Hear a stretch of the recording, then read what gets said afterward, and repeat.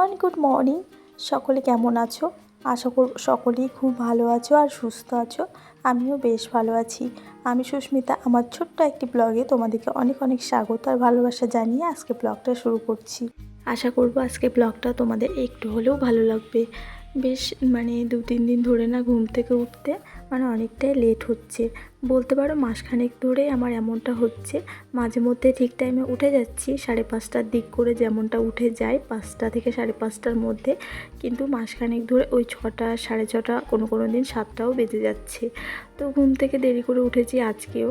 আসলে আগের দিন বলতে মামামের না প্রচণ্ড পরিমাণে ঠান্ডা লেগে গেছে, জ্বর, সর্দি, কাশি এগুলো হয়েছে, যার কারণে কাশতে কাশতে সারা রাত তো ঘুমাতেই পারছে না, আর সাথে আমারও ঘুমটা হচ্ছে না। আর ছেলেমেয়েরা যদি অসুস্থ হয়ে পড়ে তাহলে দেখবে মায়েদের কিন্তু রাতের ঘুম উড়ে যায়। তারা হয়তো কষ্ট পায় ঠিকই, কিন্তু তার থেকেও বেশি কষ্ট পায় কিন্তু মায়েরা, যতক্ষণ না শরীরটা সুস্থ হয় বা শরীরটা ঠিকঠাক থাকে। আর এত ছটপট, এত দুষ্টুমি করে, শরীরটা খারাপ হয়ে গেলে না সব কিছুই বন্ধ হয়ে যায়। বাড়িটাও না কেমন কেমন ঝিমিয়ে পড়ে, একদমই ভালো লাগে না। দুষ্টুমি করলে কিন্তু বকি মারি, তবুও যদি আবার দুষ্টুমিটা বন্ধ হয়ে যায়, মনে হয় যেন সংসারের মধ্যে কিছু একটা জিনিস বাদ হয়ে যাচ্ছে, যেটার জন্য সংসারটা একটা ভরাট লাগছে না, আর ঠিক ভালোও লাগছে না। তো এরকমটাই ওর প্রচণ্ড ঠান্ডা লেগে গেছে। আসলে খুব তো কি বলবো, ওকে প্রচণ্ড যত্নে রাখা হয়। আমি আমার সাধ্যের মধ্যে যতটা পারি সব সময় ওকে আমি আগলে রাখি, চোখে চোখে রাখি। একটু যদি এদিক ওদিক হয়ে যায় সেদিনই অঘটন ঘটিয়ে ফেলে ও। এতটাই দুষ্টুমি, কি আর বলবো তোমাদের।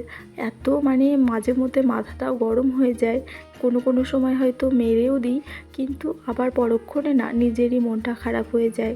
তো কালকে কি হয়েছে, স্নান করতে গিয়ে ওকে আমি জলটা টিপে দিয়েছি, গামলাতে ভর্তি করে দিয়েছি, যেটাতেও স্নান করে। তারপরে ও একটা পুতুল নিয়ে স্নান করছিল, বেশ ভালো কথা, পুতুল নিয়ে করছিল। তো তার মধ্যে আমি একটুখানি জাস্ট রান্নাঘরে গেছি, যে একটু রান্নাঘরে বাসনগুলো জাস্ট ধুয়েছি, গুছিয়ে রাখবো বলে ঢুকেছি, যে ততক্ষণ তো একটু বস, আমি এসেই তোকে সাবানটা মাখিয়ে আর কি স্নান করিয়ে তুলে নেব। আর ওর মধ্যে ও কী করেছে, জল পেলে তো হয়, বুঝতেই পারছো বাচ্চাদের যেটা হয়, জল নিয়ে খেলতে খেলতে পুরো জল খেয়ে নিয়েছে। আর স্নান করতে করতে বা জামা কাপড় কাচতে কাচতে ভিজে অবস্থায় দেখবে, ছোট হোক বা বড় হোক, বড়রাও যদি জল খেয়ে নেয় তাহলে সেই ঠান্ডাটা কিন্তু ধরে নেয়, ঠান্ডা লেগে যায় তৎক্ষণাৎ। তো অনেকটাই পরিমাণে জল খেয়ে ফেলেছে।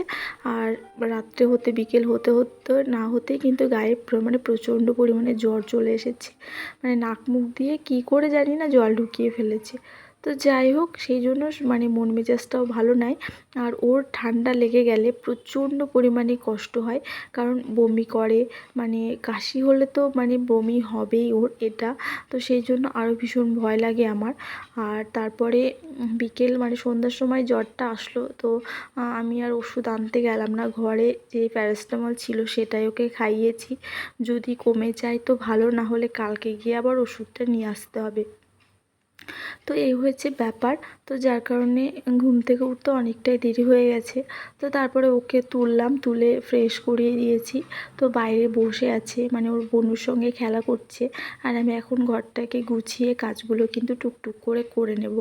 আর এই তো কদিন ধরে তো তোমাদের দাদাভাই যেহেতু দুপুরবেলায় খাচ্ছে না, সকালবেলায় খাওয়ারও খুব একটা চাপ নেই, কারণ ওদের অফিসে কিন্তু দুপুরবেলায় খাওয়া দাওয়া হচ্ছে।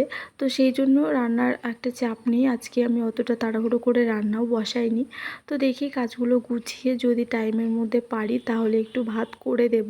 আর মামামও জ্বর হয়েছে বলে শরীরটা খারাপ বলে ও খাচ্ছে না। তো নিজের একার জন্য আর ভালো লাগে না, মেয়েটারও শরীর খারাপ। তো দুপুরবেলায় আর আমি পরে ব্লগ কন্টিনিউ করতে পারিনি, আসলে রান্নাবান্না সেভাবে করিও নি আজকে, নিজের জন্য কি আর রান্না করব।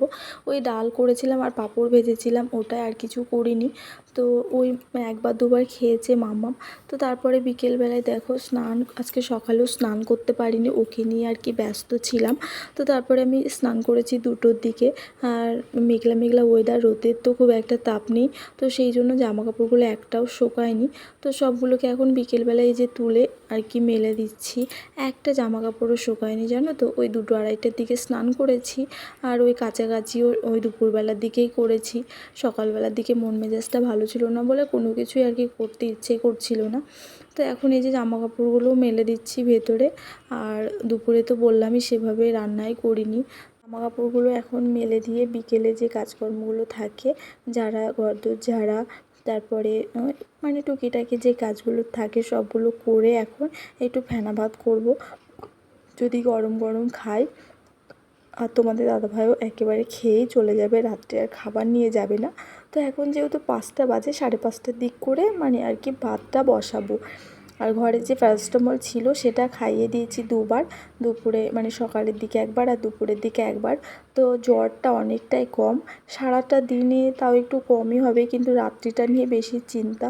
কারণ রাত্রের দিকে দেখবে জ্বর জ্বালা বা যে কোনো রোগ ব্যাধি না রাত্রের দিকে বেশি জোর দেয়। আর কাশিটা তো বিশেষ করে বেশি হয় রাত্রের দিকে। আর কাশি অতিরিক্ত হওয়ার জন্য ঘুমটাও হয় না ঠিকঠাক। তো দেখো আমি এখন বিকেলে ঘরদোর ঝেড়ে নিয়েছি আর এখন আমি চা বসিয়েছি আর একদিকে ফেনা ভাতও বসিয়েছি, আলু দিয়েছি। আমি তো রাত্রে আর ভাত খাবো না ভেবেছি, তো দেখা যাক।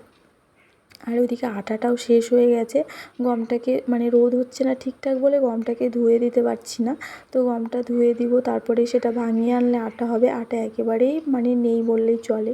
তো মাসের হিসেবে তো ভাঙানো হয়, আর মাসের শেষ তো সব কিছুই আর কি বারণ তো বলতে পারো। তো সেই জন্য আর এখন করছি হচ্ছে লাল চা। মাম্মাম বললো যে মা একটু লাল চা করো, ও দুধ চা খায় না বা দুধের কোনো কিছুই খায় না। তো সেই জন্য লাল চাটা দিলে 2-1টা বিস্কুট ভিজিয়ে ওতে খায়। আর এদিকে আমি রান্নাবান্নার সময় না যে সমস্ত জিনিসগুলো ফুরিয়ে গেছিলো, কৌটো কাঠিগুলো ধুয়ে দিয়েছিলাম, তো সেগুলো এখন আর কি মুছে গুছিয়ে রাখবো। আর তেলের জারটাকেও ধুয়ে দিয়েছি। তো মাসের মানে আজকে তো প্রায় তোমার একদম শেষ 1 তারিখ হয়তো। তো বাজারটা আবার তুলতে হবে। তো কৌটো কাঠিগুলো তো সমস্ত কিছু মানে জিনিস ফোরানোর সঙ্গে সঙ্গে আমি কিন্তু ধুয়ে রাখি। তো সেই জন্য একেবারে আমাকে ধুতে হয় না। আর এক্সট্রা আলাদাভাবে ওর জন্য সময়ও বের করতে পারি না, মানে বের করতে হয় না, এক হাতেই হয়ে যায় 1টা 2টো করে, আর একসাথে অতটা চাপও হয় না। তো এই যে দেখো ফেনা ভাত বসিয়েছি। তো আজকে না খুবই ছোট্ট একটা ব্লগ তোমাদের সঙ্গে শেয়ার করলাম। তোমাদের কেমন লাগলো অবশ্যই একটা কমেন্ট করে জানিও। কারণ ব্লগটা বেশি বড় করতে পারিনি, মন মেজাজটা একদমই ভালো নয়। নিজের হাজারো শরীর খারাপ হলে অতটা চিন্তা হয় না, যতটা ছেলে মেয়ের বা হাজব্যান্ডের শরীর খারাপ হলে মানে মন মেজাজটা খারাপ হয়ে যায়। তো সেই জন্য কোনো কিছু করতেই ইচ্ছে করছে না। তো যাই হোক, এদিকে দেখো চা হয়ে গেছে, এখন চা খেয়ে নেব। তো মাম্মামকে দিয়েছি আর তোমাদের দাদাভাইকে দিয়েছি। আমি আর চা খাইনি, আমার আর চা খেতে ইচ্ছেও করলো না আজকে। তো চলো টোস্ট বিস্কুটটা ভিজিয়ে ও আবার চা খেয়েছে। তো আজকের ব্লগটা এই পর্যন্তই থাকলো, দেখা হচ্ছে পরের ব্লগে, টাটা।